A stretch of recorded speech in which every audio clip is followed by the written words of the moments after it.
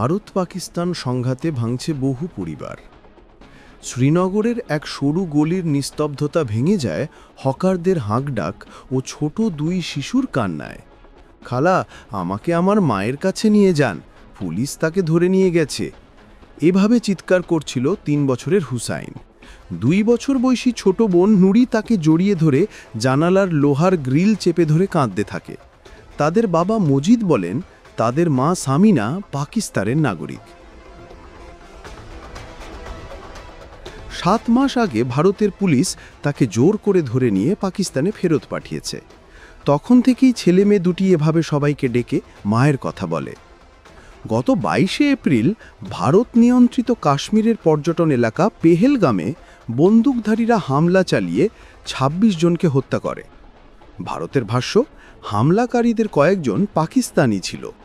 এরপরই পরিস্থিতি উত্তপ্ত হয়ে ওঠে।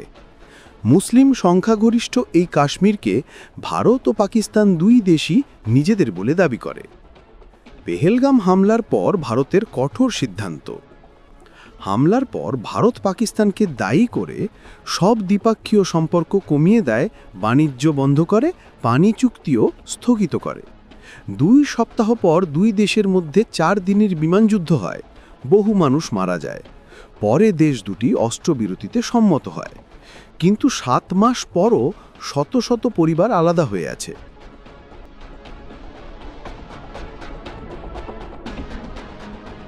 ভারত সব পাকিস্তানি ভিসা বাতিল করে 29শে এপ্রিলের মধ্যে দেশ ছাড়ার নির্দেশ দেয়।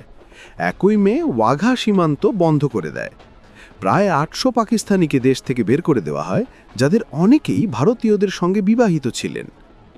মজিদ 2018 সালে তার পাকিস্তানি আত্মীয়া সামিনাকে বিয়ে করেন। দেশ দুটির সম্পর্ক খারাপ হলেও এমন বিয়ে অস্বাভাবিক নয়। 1947 সালের দেশভাগের পর অনেক পরিবারই বিভক্ত হয়ে পড়ে। 28শে এপ্রিল পুলিশ সামিনাকে থানায় ডেকে পাঠায়। বাচ্চারা তখন ঘুমিয়েছিল।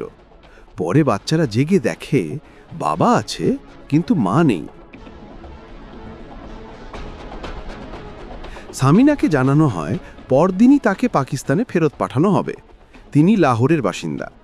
শিশুদের একা রেখে মজিদ এখন ঘরের বাইরে যেতে পারেন না, কাজ করতে পারেন না।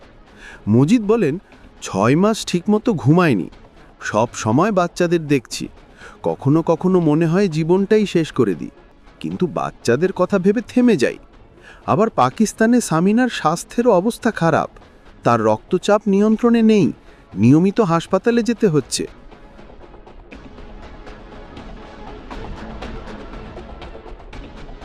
ভারতীয় সরকারের পক্ষ থেকে বলা হয়, পাকিস্তানি নাগরিকরা জাতীয় নিরাপত্তার জন্য ঝুঁকি, এই জন্যে তাদের ফেরত পাঠানো হয়েছে।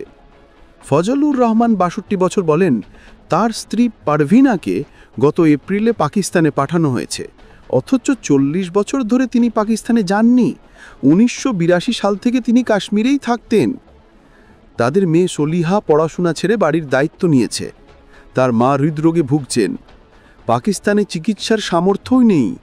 তিনি এখন করাচির এক দূর সম্পর্কের এক অসহায় আত্মীয়ের সঙ্গে থাকছেন।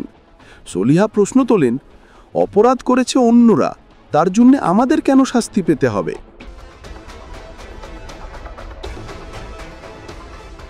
আইন বিশেষজ্ঞ কলিন গনসালভেজ বলেন, যাদের ফেরত পাঠানো হয়েছে তাদের বিরুদ্ধে কোনো অভিযোগই প্রমাণিত নয়, শুধু পাকিস্তানি ও মুসলিম হওয়ার কারণেই এমনটা করা হয়েছে। Al Jazeera.